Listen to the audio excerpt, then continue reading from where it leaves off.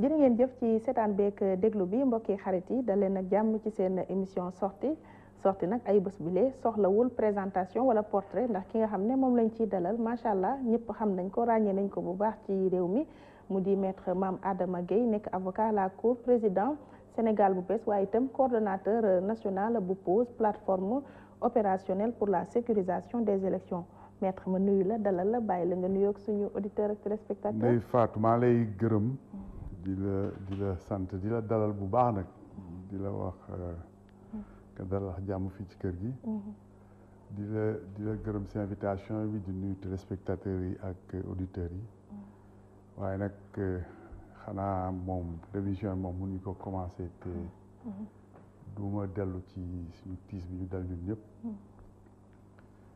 di suñu mag suñu xarit Sidi Lamine Niass mi nga xam ne yàlla moo ko nangu demam nag di lu tiis ñu metti lool waaye nag yàlla moom bu décidé dara kenn mënu ci dara ñu koy jaale suñu bopp parce que ñoo bokkoon combat yi ñu doon mën a yëpp di ko jaale waaye Walfadjri di ko jaale Sénégal yëpp parce que Sénégal yëpp moom sëñ si sant la ci bu baax maître wax nga lépp Sidi moom jóge na fi waaye liñ ko desee rek mooy wéyal liggéey bi absolument ndax loolu rek la gëmoon tout à fait waaw ñu ngi lay jaajëfal bu baax di la ko jaal wax nga ko ku ne mën nga koo jaal sa borom waaw di ko jaal askan wi ndax ñëpp gis nañ seen taxawaay Sidi ñëpp la woon waaw il était universel kon nag nañ ko jàngatee noonu rek di ko ñaanal fa mu nekk gënal ko yàlla na ko yàlla yërëm yàlla na ko yàlla xara àjjana yéegal ko ci dara yi gën a màgg ci àjjana amin yaa rabbi amin yàlla féete njabootam fi mu leen féete woon te ñoom mu may leen xolu muñ amiin xam naa dina ma mere sax parce que moom comme professionnalisme la gëmoon ñuy dooree nii émission ci moom. loolu laa lay wax non mais quelque part nag.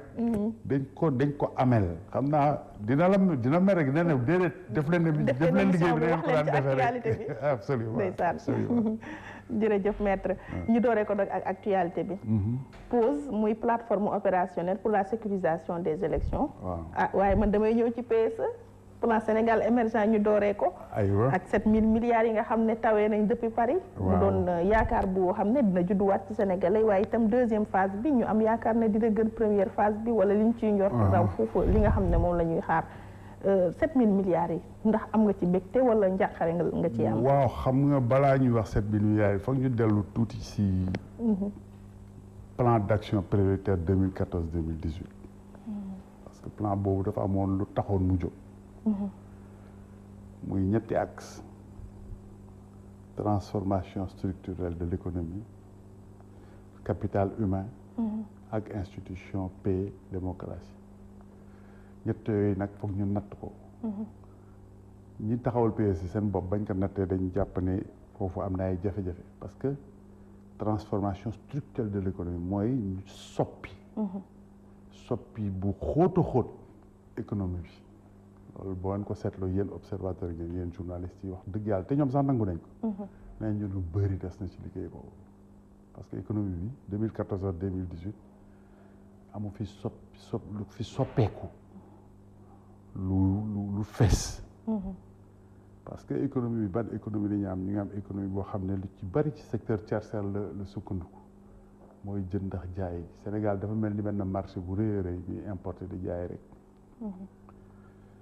effectivement am nay wax dëgg yàlla PSE bi nañ jàpp ne am na investissement en infrastructure yu rëy kooku lu am la kenn mënu ko weddi waaw chantier yi loolu am na lu si ëpp nag investissement public la jafe-jafe bi am ci PSE bi programme d'action prioritaire 2014-2018 bi mooy que li si ëpp investissement public la te investissement privé felluwu ko te loolu si am solo la moo tax investissement privé day xoox maanaam amul appoint ñëwul en appoint daf ko war a feelu loolu souvent boo seetloo sax rapport bu bàyyee dafa souvent lañ naan investissement privé feeluwul investissement public bi investissement public day dem dafa am limite loolu benn wàll la moo tax gis ñu transformation structurelle de l'économie bi soppeekuwul donte taux de croissance dem na ba 7 ñu naan taux de croissance bi am na mais loolu li koy indi mooy investissement public li ci ëpp mu jóge ci investissement public yi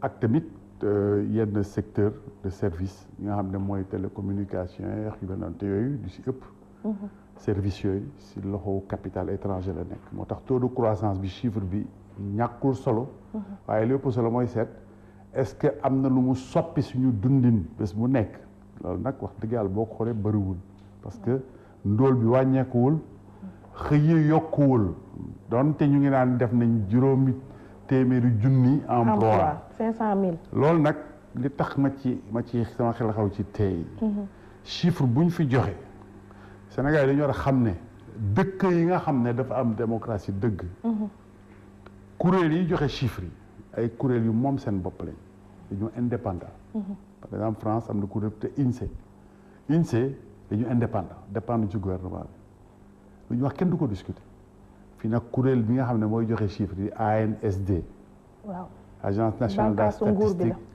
nguur bee ko yor ci loxo mooy nommé ka fa nekk te am na sax bu ñu delloo tuuti gannaaw kii fi nekk fii ak ko fa jiitu woon di ki nekk directeur Portey que mu wuutu woon li ko fa jële mooy dafa amoon xalaat ci chiffre bu wuutee xalaatu ministre de des finances ñu dàq ko donc chiffre yooyu foog ñu tey si xam nga tey ne na créé nañu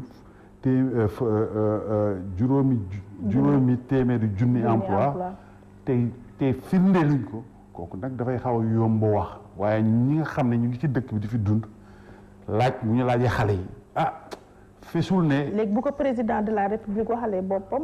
waa xam nga loolu la mën a wax parce que xam nga nit nag wax dëgg yàlla doo ko demandé mu wax lu ko arrangé wul. xam nga moom nag c'est normal nag booy wax day wax lu ko arrangé nag. parce que boobu moo diggoon employé. waaye lu mel noonu dañ ko war a mënee àtte ci ay anam yoo xam ne ñi koy joxe. dañoo moom seen bopp te du situation tey bi. moo tax loolu daal du ma ne du ma ko weddi du ma mais dama ci tey rek. waaw donc bu ñu dellu si PSE bi. plan bu njëkk bi dafa xaw a lajj. ñoom ñu ngi rafetlu avancé. non wax dëgg yàlla nag plan bu ñu wax dëgg ñoom ñoo joxe seen axe stratégique. transformation structurelle de l'économie amul. économie soppeeku fi ba ñu gis ko. l'économie liy wane te li ma ne transformation structurelle bi amul. bu ñu newoon am na par exemple day fekk ñu am ay industrie yu bees. industrie yu bees yu fes yu bare wu fi lool. am ay industrie yoo xam ne waru fi ñàkk Sénégal muy industrie de transformation. àll bi lañ fay def gàncax ya fay génn. meññeef ya fay génn. boo jëlee Casamance sax feneen amul usine yu ko transformé. gerte bu bëri bi ñu naan dañu coow dañ ko fi produire. dañu obligé di ko jaay en état brut. c'est-à-dire matière première jaay ko noonu dem bay yalwaan ay nit pour ñu jëndal ñu ko. donc économie bi transformé wuñ ko ba loolu économie mën ko absorber. donc yooyu ay yu fees la boo ñëwee développement humain capital humain mooy nit ñi lan lañ def ci nit ñi. muy ci wàllu jàng muy ci wàllu santé ak yeneen wax dëgg yàlla nag mu jëlee jàng bi nag situation bi doy na waar kon mënuñu ne sur ce plan axe boobu am na succès parce que jàng bi sooxe la def wax dëgg yàlla li la koy wan tey nii wax moment bi ñu wax ñeent fukki junni xale ñu ngi ci mbedd bi ndaxte état bi fayul université privée yi mu leen yóbbu ay xale yi war a jàng ñu nga ci Thiès da yalwaan parce que amuñu lu ñu lekk ci restaurant yi parce que état dafa amee restaurant yi kon capital humain boobu mënuñu wax ni affaire bi am na fa lu fa amélioré. santé it ànd gësam ñu ngi santé waxatuñ ko. 18e plan d'action waaw 18e plan d'action. boo demee institution AIP démocratie tout ça démocratie bu ñu ko waxee ak vraiment boo seetee référendum bi fi jaar élection législative yi coow yi nekk ci problème institutionnel yi. ni ñu voté yoon ni ñu voté changé yoon indi fi ay parrainage consensus politique amul. kon projet am wax dëgg yàlla kii bu njëkk bi daal si ñoom ni ñu ko tëralee. ñoom sax bi ñu defee conclusion waxuñu ne affaire bi succès la. pourtant wàññiwul li nga xamante ne mooy xadaru bailleurs yi ndax yokk nañ seen. waaw non bailleurs yi xam nga wax dëgg yàlla kenn nag warul mënul ñaawlu. le fait que président de la république mën dem à l'étranger woo bailleurs de fonds yi pour ñu lebal ñun ñu nangul ñu ko ça veut dire que suñu dëkk wóolu nañ ko loolu lu baax la. war a wax dëgg yàlla nag kenn warul ñaawlu loolu boo ko rafetluwul doo ko ñaawlu waaye rek benn mbir rek laa ci xam mooy. nit ñi Sénégal dañoo jàpp ne 7000 milliards yi du luñ lay jox nga dugal sa ay walis wàccax moom fii ay digaate la dañu toog Bayer ne waa d'accord naa dinaa la jàppale daal yaakaar naa la jàppale ci tant de montant ay diggaate la dafa des ñu signer convention yi respecter conditionnalité yi et bailleurs de fonds yi ñëpp xam nañu souvent ngeen di dégg ñu naan taux d'absorption mooy dama lay lebal mais pour nga jot si foog nga jaar fii maanaam day am ay conditions dafay compliqué ba nga xam ne buñ la ko lebalee délai bi ñu la koy jox sa doo si mun jot donc yooyu yëpp ni ñu koy waxee ni dafa yomb foog ñu joxe détails yi te kooku mooy partie publique bi mooy les partenaires techniques au développement partenaires techniques et financiers loolu benn wàll la ab démb woote nañu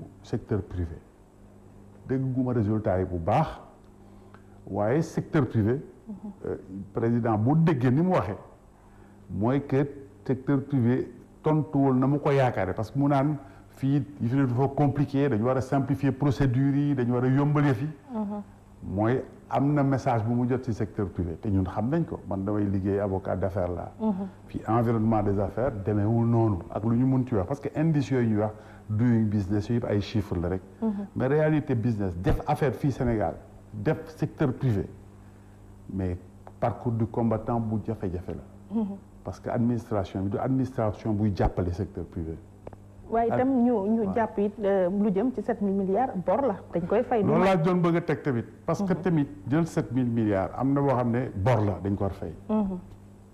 muy benn nañ koy dépenser dañ koy seet parce que am na nu ñu dépenser fii boo jëlee yenn exemple yi dépense boobu baaxul parce que boo jëlee marché. yu important nga jox ko ay nit ci anam yoo xam ne jaarul yoon.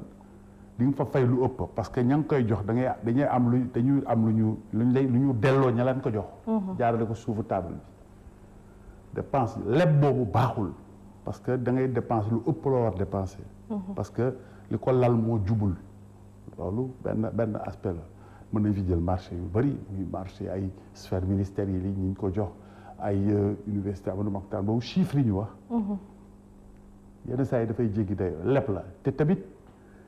ñu wóoluñu bu mu ñu bett parce que xam nga tubaab bi dañ naan on ne prête qu'aux riches tey nag am na lu ñu yàlla def ñu yaakaaree ko réew mi ñu jëm ci pétrole bi ak gaz bi moo tax ñu lebal ñu loolu nag wax dëgg yàlla jafewul fi ñu toll parce que ñi ñu lebal dañuy xool tamit dañu def ay analyse ne dëkk bii fu mu jëm li dangereux nag mooy bañ a hypothéquer say richesse loo xam ne ñëwagul nga leb ko ba bu ñëwee du la amal njëriñ contrat yi kay signé nañ ko ba noppi. waaw mais en tout cas lu ci ëpp. waaw mais danger bi daal mooy loolu. mooy lebal lépp nga wéer ko ca la ma nar a am ca samay richesse te loolu ñëwagul. mais mooy hypothéquer ay richesse. waaw groupe consultatif bi yéen ñi bokk ci langue politique ak société civile bi. ndax war leen ci woon tamit joxe seen wàll participer ci ndax ci. waaw mais bon. mais loolu xam nga gouvernement bi ñu élire moom moo am responsabilité nag conduire politique am. waaw donc ngay nangul. waaw moo am. mais lu jëm ci avenir réew bi nag. waaw mais day fekk ñu consulter laaj la bu fekkee ne dañ la laaj. nga tontu buñ la laajul nag nga nangul leen ne ñoom la ñu élire am nañ sañ-sañu conduire seen politique. mais nag après foog nañu rendre compte parce que tamit lépp suñu tur 7 000 et quelques milliards foog ñu wax fu mu jëm. xam nga leboon nañ fi ay ñaata milliards de dollars ci eurobond yi. est-ce que ba léegi wax nañ Sénégalais yi fu ñu ko dugal. parce que tamit dafa am solo boo lebee suma tur. nga xam fu mu jëm. loolu tamit ci droit à l'information des populations. mais deuxième phase bu PSE bi la. waaw ci deuxième phase bi parce que tamit comme ñoom ñi ko leb xam nañ fu ñu ko jëmee. dañu informer population yi parce que tamit population yi état. moderne état démocratique dafa am li ñuy wax obligation di anglais di wax accountability obligation de rendre compte mooy boo demee ak coow bu rëy bi ñu def ni am nañ 7 000 milliards d'accord baax na mais boo ñëwee na nga ne 7 000 milliards yi ñu jëli woon foofu lii ak lii lañ ko jagleel ñu mën ko suivre seet ndegam teg nañ ko si anam yu jaar yoon wala yu jaarul yoon waaye nag wax dëgg yàlla luy alal buy ñëw ci réew mi muy alal bu ñu leb ci condition yu normal te dépassé wu ñu li nga xam ne mooy suñu kattan ci mën a leb parce que tamit loolu tamit lu am solo ak mën a fay bu fekkee ne dañ ko def des investissements yoo xam ne dafay dafay investissement structurant. dafay amal njëriñ réew mi dafay yokk koom-koomu réew mi. loolu lu baax la. waaye li bon rek mooy jël ko. soit leb pour suul di bukki wala leb pour ay dépenses somptuaires yoo xam ne amul njëriñ bu structurant affaire yu feste yoo xam ne voilà pour wane ne maa ngi liggéey. wala pour train de vie de l'État. parce que loolu tamit dañ ko war a xool daal ñun suñu dëkk ni muy dunde méngoowul ak suñu alal parce que doo nekk bokk ci dëkk ñaar fukki dëkk juróom yi gën a ndóol ci àdduna bi di am yenn façon dundin yi say président yor yenn standing yi bu président di gën a rangale lu mat fanweeri oto lu topp mooy def moo gën a gudd sax convoi wu président États-Unis ak lu muy coûté ministre bu nekk ak Mercedes am alors que dafa am ay règles normalement ci oto yi nga xam ne ministre war nañ ko am autorité mais léegi boo gisee yëpp ministre yëpp Mercedes lañ yor boo yoree Mercedes mu ngi jar peut-être entre 80 et 100 millions nga teg ci Land Cruiser bu jar 80 millions parc boo xam ne ministre bi moom kenn rek parc automobile am passé na 200 dana du sori 200 millions. waaw mais bu ñu génnee ci contexte boobu comme dañuy waajal ay wote présidentielle war a mën na am changement de régime am wala bi fi nekk toogaat fi lépp bi ñu lépp est-ce que contexte bi adéquat na buñ ko corrélé nag ak pré campagne bi nga xam ne nag président mu ngi ci campagne moom jiitu na gaañi ndax mu ngi inauguré autoroute Ila Touba dem na wuti 7000 milliards mu ngi ubbi li nga xam ne mooy train express régional dafa mel ni moom mu ngi waaxu gaa yi waaw kooku loolu kay lu leer la président kay candidat bi parce que kooku du président candidat Macky Sall mu ngi campagne moom mu ngi campagne léegi nag problème bi mooy dafa am ay règles yoo xam ne binduñu ko mais règle de naka laa koy tuddee sax ay principe la daal bienséance la maanaam bienséance waaw boo fekkee da nga jëm si élection am na mesure yoo xam ne waru ko jël parce que am na yoo xam ne engagement yoo xam ne dayin bi am na solo boo xam ne wala ko bàyyil ki la mën a wutu am na donc am na période boo xam ne da nga war def expédition des affaires courantes ba ñu falaat la waaw nag candidat Macky Sall moom gisoo ko noonu moom dafay utiliser pouvoir bi nga xam ne jot na ko pour jël engagement yoo xam ne daf koy jariñoo pour yaakaar ci ñu falaat ko daal waaw loolu moom malheureusement du lu bees suñu gars yi ñoom loolu tàbb nañ ko ku nekk pouvoir moom da ngay utiliser sa sañ-sañ pour lu tax nga mën fi toogaat daal léegi yéen it da ngeen di seetaan rek di tàcc non dafa am loo xam ne loolu kenn mënu ci dara parce que su fekkee ne dafa ñem di leb te mu am signature Sénégal mënoo ko tere muy inauguré mënoo ko tere li si nekk nag mooy c'est que suñu dëkk ni mu demee la parce que fekk na am na fi ay kuréel dëgg yoo xam ne am nañ taxawaay ba ñu war taxawee ñi surveiller processus électoral surveiller les médias publics et tout waroon nañ régler affaire yi ba nga xam ne du ñu seetaan ni ñu utiliser les moyens publics pour campagne parce que tey tournée économique jël suñu alal maanaam jël hélicoptère boo xam ne ñu ngi ko jëndee xaalisu Sénégal jël moyens yi nga xam ne Sénégal la ne da ngay dem defi tournée économique te mu wér ñëpp ne na nga fay taxawee rek la ñu gis ne da ngay campagne mais foo dem meeting kooku loolu du tournée économique te jël alalu réew mi ak moyens yu réew mi pour def ko yooyu mooy question yoo xam ne c'est des questions de fond yoo xam ne bu fekkee ne dañu bëgg a teg suñu dëkk ci yoon question yëpp dañ ko war a xoolaat même affaire dépense parce que tey suñu loi électorale amul contrôle dépense électorale day mel ni rek nga jël Bombardier boole ko wax yaaw jaal ci ay moyens maanaam ci campagne bi ci campagne war nañ comme dëkk yu moderne yëpp dafa am plafond dépense am na war a ko passé boo ci tegee dërëm mën nañu évaluer mën nañu nenal sa candidature loolu mooy tax ñu am une vraie démocratie xam nañu dépense bi nga xam ne mënu ko passé parce que tey boo gisee ku nekk président de la république ñu koy jox chaque année 8 milliards yoo xam ne fonds secret la du ko neex mu def ci ba pare mu yor moyen état teg ci mais kooku c'est un combat inégal yooyu dañ war a bàyyi xel suñu bëggee suñu démocratie dafa ay jéego yooyu dañ ko war a bàyyi xel pour mën a améliorer suñu démocratie daal di progresser daal bu ñëwaatee ci démocratie yow nekkoon nga candidat ci élection présidentielle ñu toog nga renoncer ci sa candidature sama ñu ñaaw njort ñi wala ñu mën a tooñ comme man nii est-ce que du parrainage moo tax nga reculer maître xam nga yow journaliste nga. journaliste dafay développer ci ay faits. kooku comme ni nga wax ñu ñaaw njort mooy ñuy def spéculation. mais fait amu fi xam nga toog tey 1 mois et demi maanaam weer ak genn wàll. laata ñuy àgg échéance kan moo mun taxaw foofu ne kii du mën am parrainage xam nga loolu c'est une question rationalité la. taxaw tey ne kii dans 2 mois lii du ko am ce n'est plus loolu dootul affaire journaliste dootul affaire fait loolu affaire li tubaab bi wax spéculation. genre gisaane la. loolu nag du ma ci tontu parce que wax naa ci waxaat ci liberté wóor daal mooy. dama engagé benn combat maa ngi ci moo parce que. mais lan moo tax nga renoncé ci sa candidature loolu expliqué naa ko dama koy expliqué waat. xam nga am na loo xam ne mën nañu ma ko nangul mooy féete Sénégal ci combat intérêt général depuis ñaar fukki at ak juróom. loolu mën nañu ma ko nangul parce que loolu c'est des faits. depuis 1992 93 ñu ngi ci loolu. depuis forum civil. musuma ko bàyyi.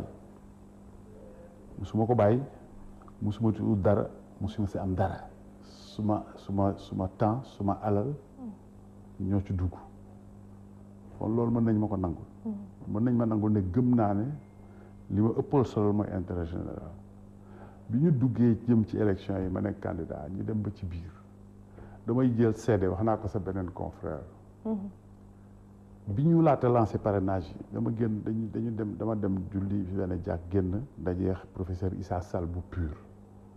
ma ne ko saa yi yaakaar naa affaire bi nekkul fi ñu ko yaakaaree mu ne ma ne ko yaakaar naa ne problème mu sécurité élection yi buñ ci bàyyiwul xel musiba na am ne ko à l'époque beneen tour laa xalaatoon. foog ñu taxawal état-major opérationnel de sécurisation des élections mu ne ma si saa yi loolu nga wax am na solo boog may dégg mën na ko seede loolu boobu dugg ñu sax si parrainage. ma dajee teex Babacar Gueye porte-parole PDS même chose laa ko wax ñu ngi daje teeru bi ki ko seede mooy Abdoul Aziz Diop bu PDS. lii ma wax nii ba Issa Sall loolu laa ko wax mu ne ma saa yi sa xalaat boobu am na solo bi ñu commencé pré-campagne ma dem Kaolack waxaat ko foofu. seen journaliste yi nekk waa Kaolack mën nañ ko seede mais ma koy wax di ko wax benn kenn déggu ko may xalaat ne waa lan laa mën def ba lu mel nii ñu jox ko gëdd biñ ko war a jox. te bi ma ko analyser mu wér ma ne loolu du lu ñu toppatoo tey bàyyi suba temps plein la laaj maanaam jël sa itte yëpp def ko ci. ma réfléchir ma ne tey est-ce que suma candidature personnelle pour man est-ce que bu ma ko méngalee li ma yaakaar na mooy intérêt réew mi c'est-à-dire élection yu jaar yoon yu ñu sécuriser te mu assurer jàmm réew mi lan moo ëpp solo dama ne non man de su ma bëggee li fekkee ne li may doon liggéey ba tey loolu mooy dëgg ci man waruma privilégier suma candidature sur loolu moo tax ma retiré suma candidature te retrait bi pour man bi ma analyser dama ne condition boobu tax ñi may waxal mën ma déglu. te loolu nag parce que mënoo nekk juge et partie. bien sûr la suite wan na ko parce que ba ma ci génnee dem seeti su may naataango yëpp wax ak ñoom mais amul benn jafe-jafe. ñoom ñëpp ñu nangul ma loolu moo indi démarche bi ma def. dem seet leen ëpp nañ ñaar fukk ak lu topp ñoom ñëpp ñu nangu ko loolu moo indi ñu taxawal plateforme opérationnelle de sécurisation des élections. parce que boobu ba tey te li tax xam nga ñaari question rek la ñu war a poser est-ce que Mame Adama Gueye am na légitimité pour taxawal lu mel noonu. mooy première question yaa du ma tagg jéem ma sax tagg su bopp waaye su ma jaar mën nañ ma nangul ne war naa ko mën def parce que damay fàttali que 2000 bu dëkk bi tàngee ba ñaan élection du am 99. man Mamadou Mbodj Alioune Tine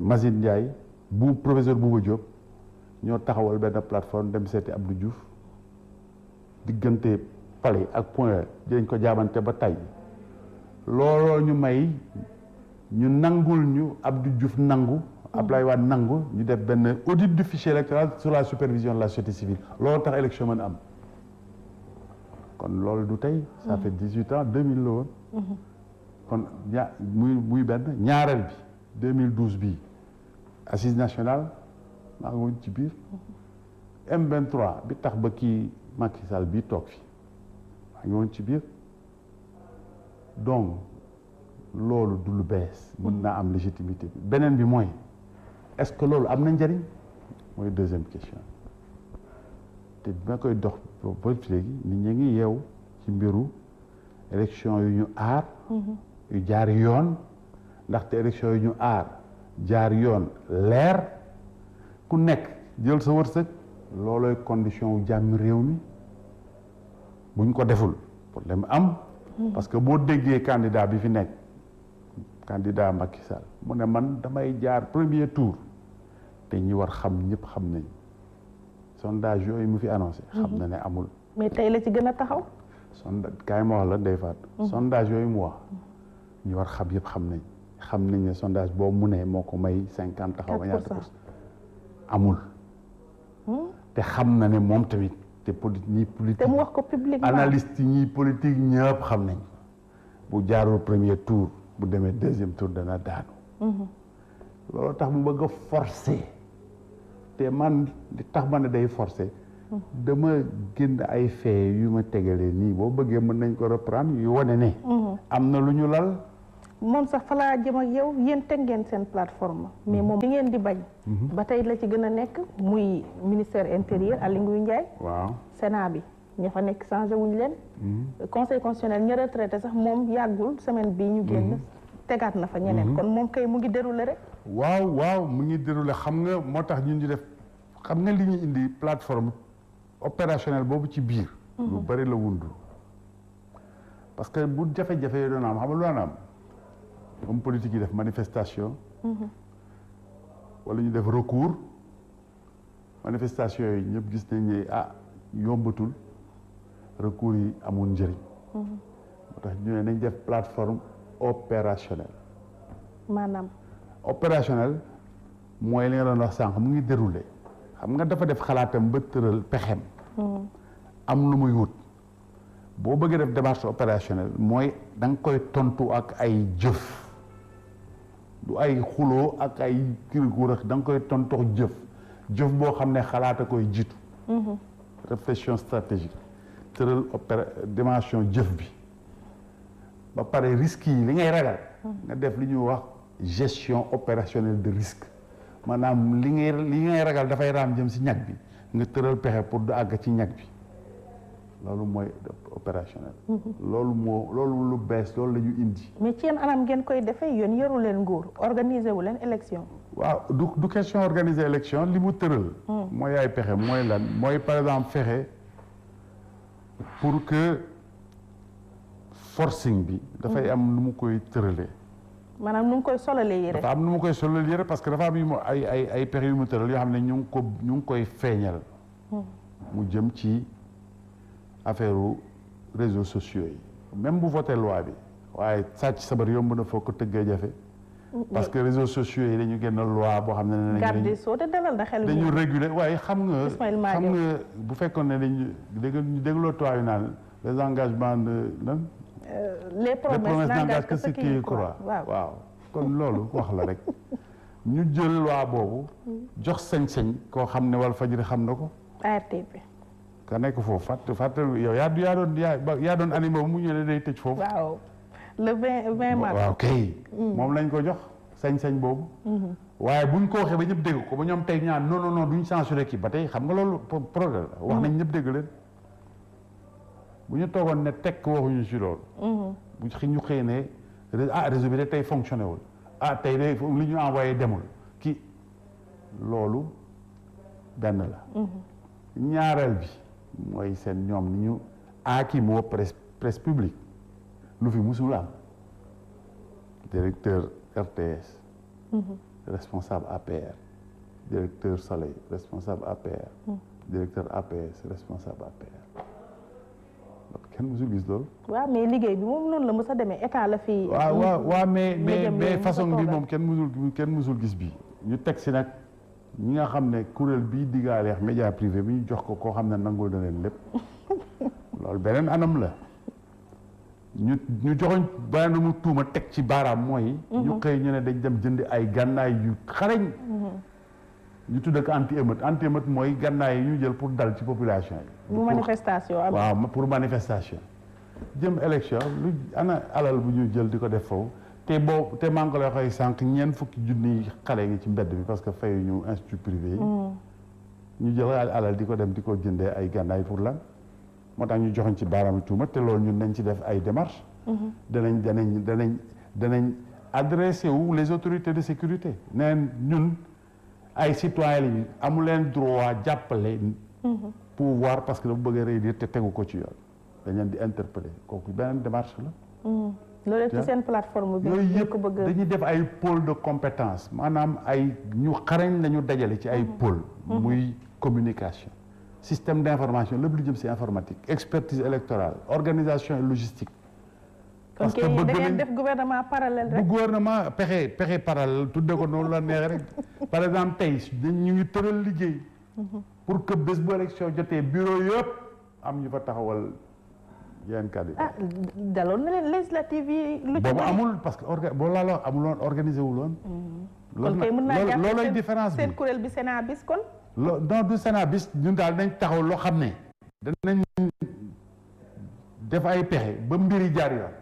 te nag dama si bëgg a yokk am na presse bi nu mu rendre compte si démarche bi opposition créé na pause du affaire opposition. ñoom rek lañ fa gis. c'est une initiative déedéet di nga xamul rek parce que am na yeneen kuréel yu si nekk yoo xam ne du ñu parti sax politique. am na mouvement citoyen. Y'en a marre mu ngi si biir COS M23 ngi si biir. Sénégal bi ñu bëgg mu ngi si biir. UNICE ngi ñëw fekk si ñëw. initiative citoyenne la parce que. sécurisation élection c'est pas du mais yow kon da nga nangu politique yi récupérer la ndax man damaa gis ci réseaux sociaux yi kenn du ma candidat bu ñëw ak yow photo wu non du récupération def élément am ci du récupération ñoom ñoo engagé wu campagne dama wax ak ñoom nañu boole doole yi parce que loolooy ñaareelu aspect wu pause mooy mutualisation boole doole yi loolooy tax li ñu bëgg par exemple bureau yëpp ab ñu représenté yenn candidats yi looloo koy maye parce que kenn ku ci nekk mënoo ko li tax ma ne initiative citoyenne la boo ne sécurisation des élections aar élections yi pour mu jaar yoon te leer mais loolu du projet politique si yow loolu war na la itteel ñëpp la war a itteel képp kuy am droit de vote loolu war na la itteel parce que yow war nga bëgg li nit ñi voté ak li ñu génn méngoo loolu mooy sensu vote donc initiative citoyenne la Sénégalais yëpp ci bokk parce que élection yu jaar yoon leer mooy élection yoo xam ne la ñu annoncé dafay méngoo wax li nekk li nit ñi voté. mais boo ne mutualisation des forces xanaa kon dinañ yóbboo ci ngeen waxtaan ak candidat yi ba ñoom ñu jéem a dajaloo tuuti ku nekk bañ a dem sa mbiru bopp. wala non bokkul nag loolu foofu la erreur bi nekk c'est pas une alliance politique. déedéet alliance politique pôle opérationnel bi. ñu ngi déggoo ci li tubaab di wax un seul dénominateur commun mooy loo xam ne ñëpp ci d'accord mooy aar élection yi na leer jaar ci yoon après nag ku nekk na dàq wërsëgam bu ñu bëggee def seen alliance politique seen biir ñu def seen alliance politique seen biir mais loolu taxul pause jóg kon du ngeen wax sax ci jéem a néewal candidature yi ngir mën a non loolu du rôle pause loolu du rôle pause. yéen daal na élection yi jaar daal ne xam moo tax ma ne la affaire initiative citoyenne la intérêt citoyen la yëkkati parce que loolu la pause li ñu yëkkati mooy mu amal njariñ Sénégalais yëpp. parce que loolu xam nga tax moo am solo élection yi jaar yoon leer intérêt bi ci nekk mooy que condition la. pour que réew mi am jàmm parce que loolu indi jàmmi réew. jàmmi Sénégal te jàmmi Sénégal paix bi. waaye jàmm ak dal bi loolu mooy suñu alal pétrole bi ak gaz bi la déedéet Sénégal wayam mooy démocratie kiyam moomeelam mooy démocratie alalam mooy jàmm ak dal bi loolu la ñu sàmm parce que bu ñu toogee seetaan ñu def hold-up bi forcing électoral dëkk bi jàmm du fi am loolu daal mooy itteewu pause mu leer ci xelu nit ñi ñu ciy woon ak ñëpp parce que dañu woo volontariat citoyen taxawaay boobu parce que dañ naan xobbeeku balaa ngay lakkale. waaw mais lu tax du ngeen ci waxtaan ak tamit ñii féetewoo ci nguur gi candidat Macky Sall non fi ñu toll ni mënul nekk xam nga lu tax ndey soxna Ndeye Fatou. waaw su ma toggee sama kër gis nit taxaw fee. di préparer ñëw toj suma kër. kooku naa lu may wax ak moom. ah maanaam. mënuma wax ak moom damay fagaru ba taxaw. moo xam ne fii mënul jaar fenn su bëgg nag ñu waxtaan. kon mooy adversaire bi kon. non du adversité dafa def dañu pexe lu jaarul yoon. lu jaaduwul. te ñun ñu ay démocrate di ay citoyen duñ ko dangu. donc mbokkuñu intérêt. ñoom seen intérêt mooy tëral seen pexe pour forcing. loolu du intérêt Sénégal. ñun nag dañu taxaw ci intérêt général ak intérêt Sénégal waxuñu ne mu xeexuñu ne pour mu bañ a gagné dañu ne. na yëf yi jaar yoon. ku gagné mu leer si bopp ñëpp. mais na yëf yi jaar yoon loolu ñoom bu fekkoon ne am nañ bonne foi. kon loolu duñ ko ŋàññe de dañ naan d'accord nañu wax yéen kaa la ñu liggéey. waaye lan la ñuy wax waaye ñii seen yëfu caaxaan la Sénégal kenn mënutu fi sàcc élection. xanaa ñun nag dañu yeewul ci réew mi. élection yi fi passé juillet. 2017 lu fi xew. ruq yi nga xam ne yaakaaruñu fa dara duñu fa def. toog ba ngoon bureau de vote yi ubbeeku. ay Touba bureau yi nga xam ne affaire arrangé ñu toj bureau yi.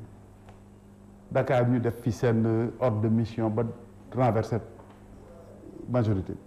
jël juróom-ñaari député Dakar yi naan ñu fii kenn mënatu fii. waaw mais yéen seen pause boobu li nga wax noonu pour ay représentant opérationnel beeg yooyu loolu ay moyens la laaj. waaw fan ngeen koy jëlee. mooy mutualisation bi ñi ko seq. ñëpp ñi nekk candidat ñi ko seq. xam nga tey dama la jox exemple tey bu fekkee ne benn candidat la mu ne def ko def mu war ko coûter 250 millions. mais déet nañ leen boole doole yi boo leen di juróom wala juróom-ñaar wala juróom-ñett bu ku nekk naroon dépenser 200 millions. kaa dañ ñu boole yëpp. maanaam cotiser daal. waaw moo lay mutualisation mu gën a yomb si ku nekk parce que du sax affaire du xaalis rek. affaire du moyen la c'est-à-dire tey am capacité organisation boobu benn candidat si boppam tey jafe ci moom. moo tax ñu ne nañu boole doole yi boole alal yi boole xam-xam yi parce que tamit expertise de loolu tamit mooy aspect wu pause ay ñu xarañ ci ay mbir dañu boole du ay militant rek pour ñu mën a liggéey boobu. foofu est-ce que du yow maître Mame Adama Gueye sa fibre société civile moo yeewu surtout jamono yee passé bi ñu gisee président attaqué Amnesty jóge fa attaqué Y'en a marre est-ce que du yow looloo la fippaloo ba nga nag génn ci langue politique bi duggaat ci mbiru société civile parce que li ngay wax nii société civile moo ko waroon a def.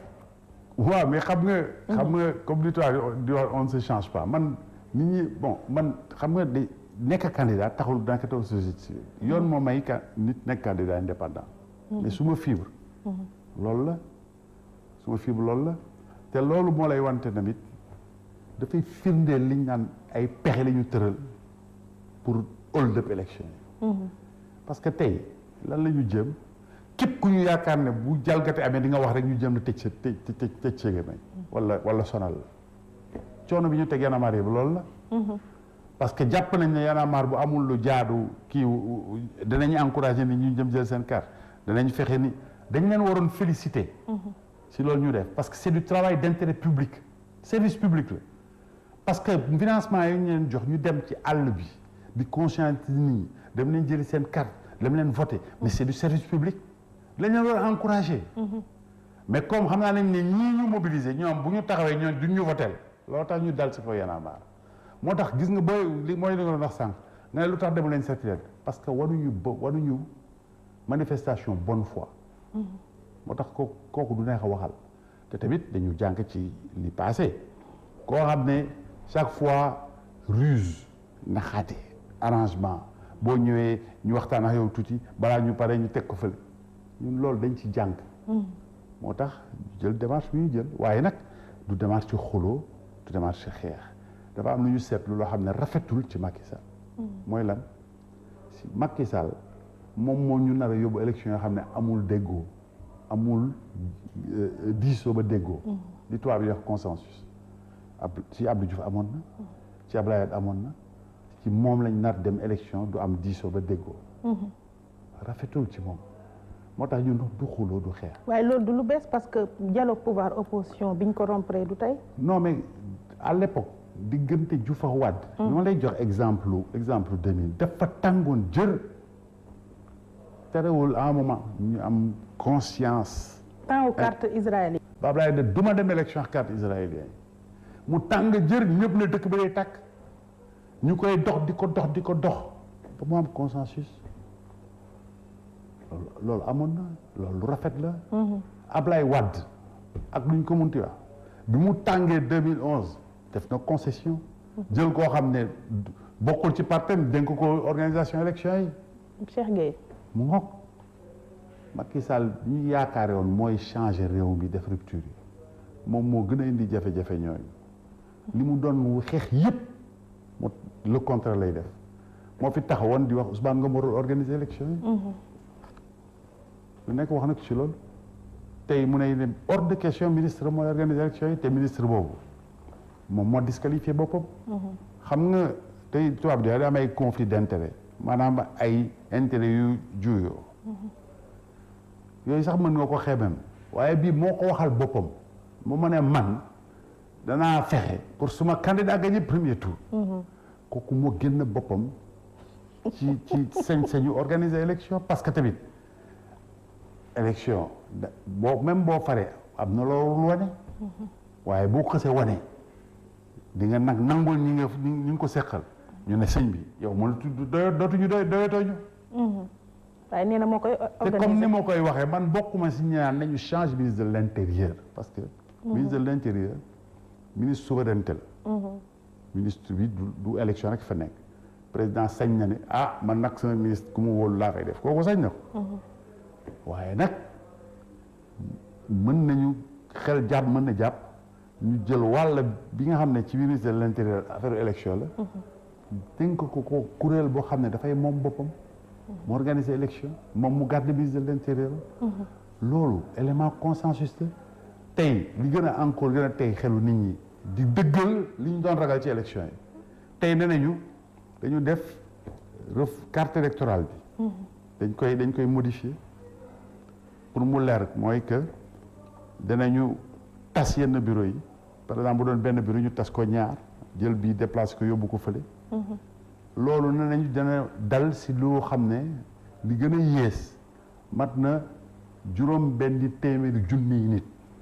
600 000 électeurs yoo xam ne dañu obligé dañu changer seen carte d'électeur peut-être dañu changer seen bureau de vote.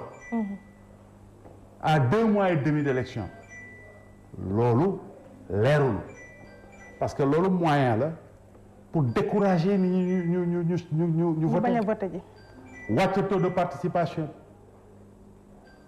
te loolu bu ñu ko bëggee def mooy yombal seen forcing boobu ñu bëgg a def maanaam pour jéem a jaar ni ñu bëgg a jaar premier tour loolu bu ñu bëggee def consensus yooyu foog ñu waxtaane si parce que bu fekkoon ne dañ nekk de bonne foi loolu boo ko naree def da ngay expliquer foo ko teg ñëpp dégg ko nga joxe information jox ko ñu ngi ko seqal waxtaan leen lii ak lii moo tax ñu war def modification de la carte électorale lii ak lii loolu buñ ko defee wane bonne foi waxtaan mën a am ñu diisoo ba déggoo dem ci élection ku nekk dàq sa wërsëg ku gañe ñu xam ne yaa gañe.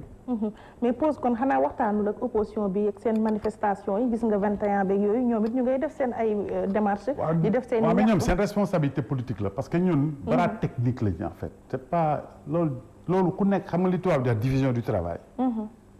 ñun concurrence yu ñu kuréel politique yi maanaam organiser manifestation. mooy FNR mooy Front National non comme du ñu ay wujjeewu ñoom. parce que bokkuñu li vocation ñoom c'est une entité une alliance politique un regroupement politique qui buy utiliser buy jëriñoo jumtuwaay yi nga xam ne bu regroupement politique dañ koy utiliser manifestation muy kooku seen responsabilité. waaw mais ñun suñu xel dafa tey PDS lu tax ñëwul ci seen lancement pause bi. PDS invité nañ leen de waxtaan naa. PDS dama waxtaan ak seen kilifa yi. ñu rafetlu nag démarche bi bu baax a baax. bi la seen naataango yi laajee lu tax ñoom dañ ñëw dañu amal lu ñu jàpp. ne tey seen priorité mu doon préparer retour Karim Wade loolu la ñu wax. man nag nit ki si wax loolu laa koy jàppee damay rafet jot du ma si seet leneen. est-ce que fayuñu naar ba xoromam comme yow ak pouvoir PDS.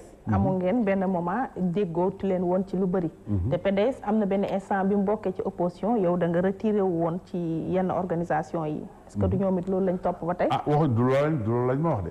ma toogee waxtaan ak ñoom daal waxtaan seen kilifa dañ ko rafetlu lool sax. waaw mais ñu boycotté lancement. te loolu laay jàpp ñu yónnee wuñu. non man du ma ko jàppee noonu man daal damay jàpp nit ki si li mu wax laa koy jàppee. du ma si ñaaw jot moom daal ñoom daal nee nañ seen responsable la communication nee na du boycott. lu leer la wax dégg ngeen ko. nee na dafa amoon yenn itte yi si ñu nekkoon te voilà priorité la seen démarche. nangul naa leen loolu. te loolu laay jàpp ba gis la ba ñu wax leneen. te dàqoo leen ci pause bi. déedéet mukk déedéet waxtaan ak ñoom duñ leen dàq mukk man dama wax ak ñoom waxtaan ak seen kilifa yëpp. donc liñ ma wax si loolu laay jàpp ba ñu wax leneen. waaw kon muy transition ñu mën a wax ci ñoom seen kaaw candidat. Karim ñëwagul. déposé nañ dossier am. beneen candidat boo xam ne mu ngi ci kaso bi Khalifa Sall déposé nañ dossier am mais pourquoi Khalifa Cour suprême mi statué ci li nga xam ne mooy recours am est-ce que du indi jiixi jaaxa ci validation candidature am. mais si loolu lañ jublu. waaw loolu kay mu bett kenn. loolu ma nga dooree sax ba ñu commencé procédure bi parce que procédure rek bañ ñamba anam yi ñu ko teg. day wane ne procédure bi li ko tax a jóg. mooy empêcher Khalifa Sall mu nekk candidat lu leer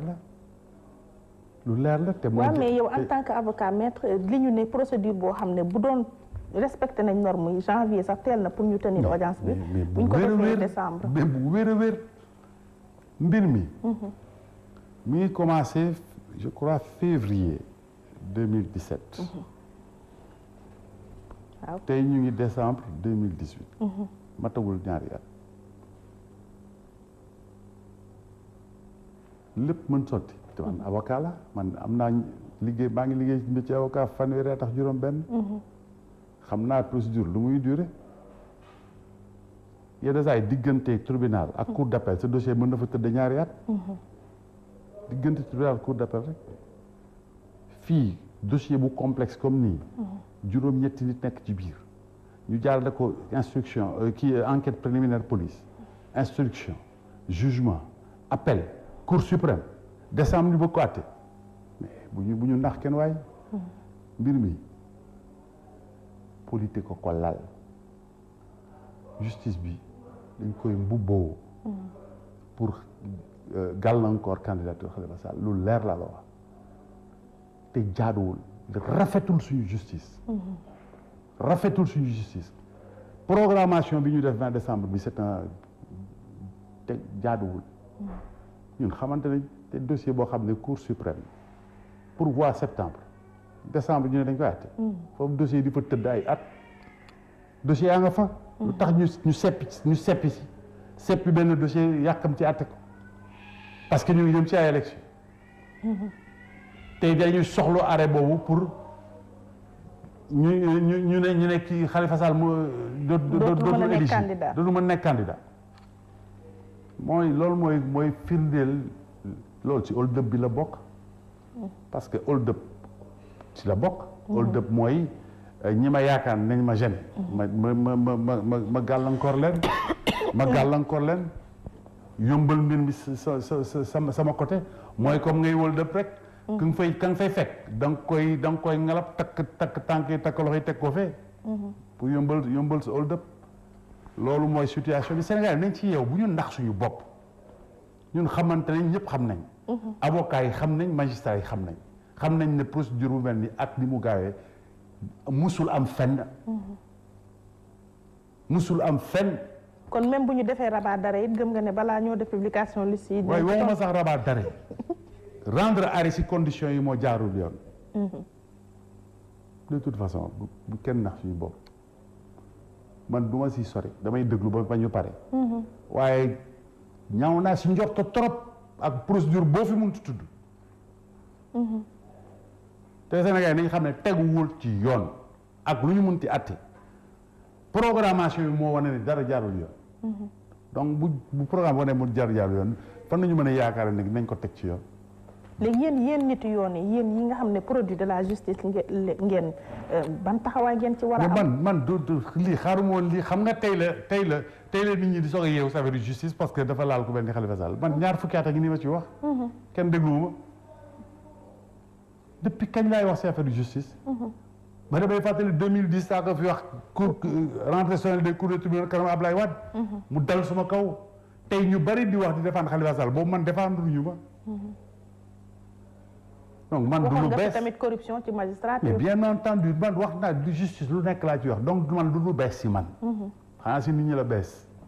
waaye alhamdulilah comme ñeewu nañ ci xëy na léegi nit ñi jóg ci parce que lii moom dafa jaaduwul te warul wëy mënul wëy ci réew.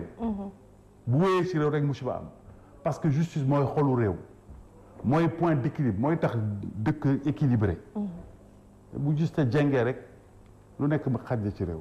ka Karim Wade nag moom mi nga xam ne candidat la mais bi carte d'identité am génne non inscrit dans le fichier électoral lañ ko ci defal. loolu ku muy bett du dañu changer loi électorale bi je crois que article 157 ba ñu ne woon dañ ne woon Sénégalais bu nekk mën nga nekk candidat. ñu def Sénégalais électeur te mu wóor leen ne bu ñu la condamné si yenn conditions yi doo mun a inscrire. loolu tamit pexe la dañu tëraloon pexe. jurisprudence Khalifa Sall législative xëy na moo fi jaar. non pexe la parce que décision wu CREI bi invalidé wu loon candidature kii naruloon empêché waaw ñu sukkandiku ci durée condamnation bi. changer code électoral. dugal ci foog nga nekk électeur. te boobu fekkee ne ñoo xam nañ ne boo amee yenn condamnation yi doo mun a nekk électeur doo am droit civique. pexe la rek pexe yu leer la ñu lal pour gàllankoor candidature Karim Wade di am ci pays bu mel ni Sénégal ak li fi ne ci borom xam-xam ak fi ñu jéego yu ñu dox jëm ci démocratie est-ce que c'est acceptable. day faatu nañu bàyyi nax suñu bopp Sénégal amul démocratie bu mat na leer suñu xel Sénégal amul état de droit maanaam yoon bi ñu naan moo féete kaw lépp loolu amul. Sénégal amul république. amul li fi nekk nag président jiite ko daf koy ñuur waaye du république. fii buur ak bu mee fi nekk. république mooy système bu équilibré. président bu am pouvoir yu yemamaay. yoo xam ne féetewul kaw assemblée nationale féetewul kaw justice. magistrat yi jooy seen indépendance bu ñu amoon république loolu du am. assemblée nationale waxuma ko. kon bañ bàyyi nax suñu bopp. pour comprendre liggéey bi ñu war a def. pour que réew mi nekk liñ koy tudde une vraie république amuñu vraie république problème bi ñu fexe looloo ko indi. président bi fi nekk am sañ-sañ am pexe yu mu tëral ba am mën-mën am péché ñu xam ne ay candidat nekk candidat loolu république la mën nañu wax république la. seen collègue ba Papa la ñaar da ngeen déglu chronique bi mu def kii di fàttali. yi Macky Sall daan wax ba mu nekkuloon président jëm ci justice jëm ci affaire république jëm ci affaire u parti. jëm ci utiliser doole état pour xeex nit loolu yëpp wax na ko waaye li mu doon wax ak démb ak li muy def tey dafa safaanoo totalement. mais bañ bàyyi lëre suñu bopp naan waaw Sénégal naka démocratie mel ni Sénégal lii di fi am. bu ñu amoon démocratie du fi am bu ñu amoon république du fi am bu ñu amoon état de droit du fi am loolu nag la ñu war a liggéey pour mu taxaw fi. dëgg la tey jii ñoo ngi fii jëm njeextalu 2018 dëkkmal 2019 am na ay gàkk yu bëri yoo xam ne am na fi waaye li ñu wan kanam sax moo gën a tiital nit ñi ñëpp aj nañ seen nooyi ndax élection yi wax nga ko pour la première fois ñoo ngi ko jëm sans consensus entre acteurs yi nga xam ne ñoo ko sekk. parrainage bi dépôt de dossier yi am na. premier ministre am na lu mu wax loo xam ne du lu ñuy mën a xeeb parce que fa mu toll ci niveau étatique bu waxee rek dañ koy dégg muy président en face de moins de cinq candidats sax mën na nekk yooyu yëpp ñu jëm bu demee ba concrétiser wu ndax fitna du fi yeewu. ça dépend citoyens yi rek. moo tax ñu leen di woo pose leen woo. ça dépend taxawaayu citoyen kenn attanul taxawaayu citoyen taxawaayu citoyen xajul ci kenn Sénégal yi tey fi ñu toll nañ xam ni élection yi des na 2 mois lii nar xew ça dépend seen taxawaay. lu leer laa leen wax Abdoulaye Wade pour Macky Sall doole fuuf yu mu taxawee fii ne dafay am lu muy voté bi citoyen yi taxawee jaarut demul ne citoyen yi jël seen responsabilité buñ fi toog naan waaw politiciens yi seen élection bi déedéet du élection politiciens yi suñu élection la ñun citoyen yi nañu jël seen responsabilité loolu laa leen di wax fii ñu jëm ay toog croiser les bras yaakaar ne ça va se passer déedéet nit day sabablu citoyen nañu jël seen fulla seen fay sabablu. askan wi it ñoo yee seetaan ndax gis nañu combat yi fi mu ne woon ay bakkan rot ci te bi nga xamante ne ñi doon jiital falu nañ kenn gersu. mais la question bi gis nga jeune de Colobane yi. loolu yëpp am na terewul suñu droit terewul ñu bàyyi nag suñu droit parce que de toute façon toog seetaan bi njëriñ amu ci. dëkk bi li ngay wax bu amee buñ ko ragalee bu amee ñun lépp lay dal est-ce que dañu toog ba mu am bu ñu koy jooy. ak seegul nañu sabablu def li ñu war a def te buñ ko defee am mobilisation bu ñu war a am mobilisation citoyen sénégalais xajul ci kenn nañu am fulla ak fayda ne suñu élection yi kenn du ko jalgati élection yi dana leer jaar yoon parce que bu leeree jaar yoon rek jàmm am buñ ko jàppee noonu dina yomb ku nekk fa nga taxaw am na loo xam ne mën nga ko liggéey mën nga ko fexe mu doore nag dara ma wax ko mu leer sénégalais yi ci diggu leen seen carte dem leen ngeen jëli seen carte électeur loolu mooy premier acte citoyen. ak ci kaw mu génn ndax ñu. am na wax dëgg yàlla am na yu génn nag am na yu nekk ci préfecture sous-préfecture nañ dem jëli ko. bu problème amee bu ko fi kenn jooy. maa ngi koy wax tey bu problème amee mooy citoyen yaafu citoyen ku indi. nañu fexe taxaw jël seen responsabilité parce que suñu yëf la. jàmmu Sénégal du jàmmu kenn jàmmu sénégalais bu nekk la. du jàmmu tel candidat wala jàmmu tel candidat bu jaxasoo si ñu kaw lay dal xobbeeku balaa ngay lakkale nañ door taxaw léegi. exiger élection yu leer ku bañ élection yu leer rek juboo. ñu ñëw ci dernière question bi investiture président Sall. man mu ma doon saf cérémonie d'installation parce que ay chef d'État yu nekk ci sous-région bi dañ koo teewee kon nag ñoom ñoo ngi dëggal ni président Macky Sall kon naa mën a toogaat xanaa. ah gisoo France tamit voté na. France tamit voté na Macky Sall ba mu demee Paris France voté na ko loolu gis nga ñaari mbir lay wane. ki leen woo parce que ñëw luñ seen bopp ak ñi wuyu. ñoom ñaan ñëpp def nañ la xam ne c'est irresponsable parce que ki leen woo xam na ne jaaduwul du point de vue protocolaire du point de vue des règles de souveraineté ngay def sa congrès d'investiture au ay chef d'État ñooñu ko wi tamit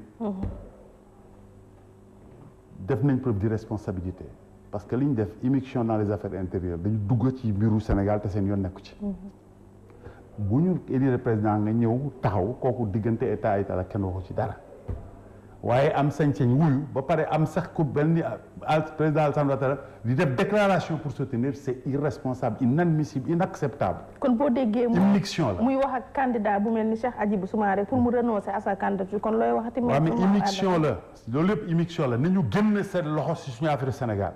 ñun dugalu suñu loxo affaire Côte d'Ivoire nañu génn seen loxo affaire Sénégal seen yoon nekkul si affaire Sénégal muy Alassane Ouattara muy Abdelaziz muy Adama Barrow muy Georges ni ñu génn seen loxo seen yoon nekku ci waaw parce que dugalu ñu suñu loxo seen yi affaire réew waaye ki leen ci boole mooy ndeyu mbi léegi moom deful il a pas fait preuve de responsabilité parce que mu matoon liñ ko teg du jaawale congrès d'investiture ak congrès ak cérémonie d'installation waaw loolu war na ko ëpp waaw maa ngi lay jaajëfal maître Mame Adama Gueye ma bàyyi la nga tàggatoo suñu auditeur waaw jërëjëf man de tàggatoo bi daal damay dellu si li ma wax sànq rek vraiment téléspectateur ngeen jéggal ma xëy na wax ji xaw na xadar bi xaw na peut-être ëpp tuuti ngeen jéggal ma ci mais daal damay di ñaan ñu jëlal ko seen carte dem leen ngeen jëli seen carte te ngeen jàpp ne fii ñu jëm lii tax jàmm am mooy seen taxawaay